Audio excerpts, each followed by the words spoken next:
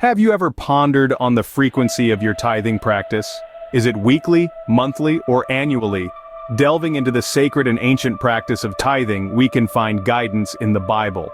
In Mark 12:17, Jesus advises, "Render to Caesar the things that are Caesar's, and to God the things that are God's."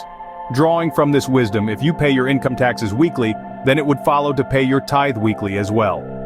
Are you an employee? If so, you likely pay a pay-as-you-earn tax.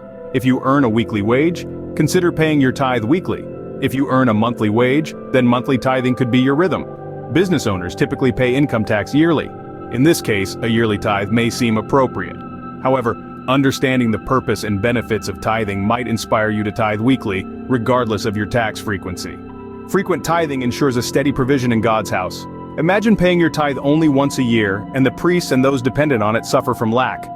A more frequent tithe can make a significant difference. While academic reasoning might suggest yearly tithing for some, compassion might call for weekly contributions.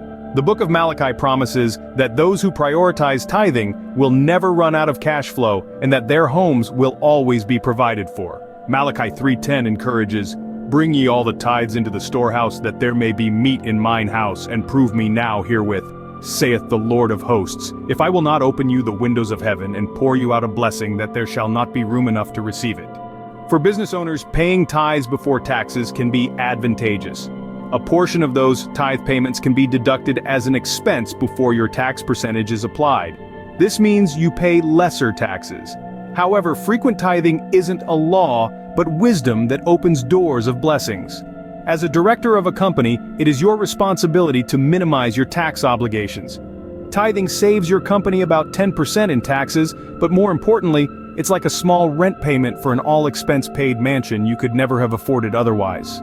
If you desire a life of luxury, consider tithing as your membership subscription that grants you access to financial blessings from heaven.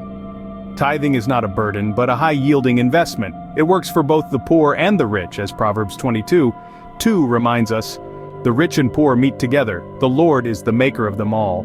In conclusion, the frequency of your tithe should align with your income. However, understanding the purpose and benefits of tithing might inspire you to give more frequently.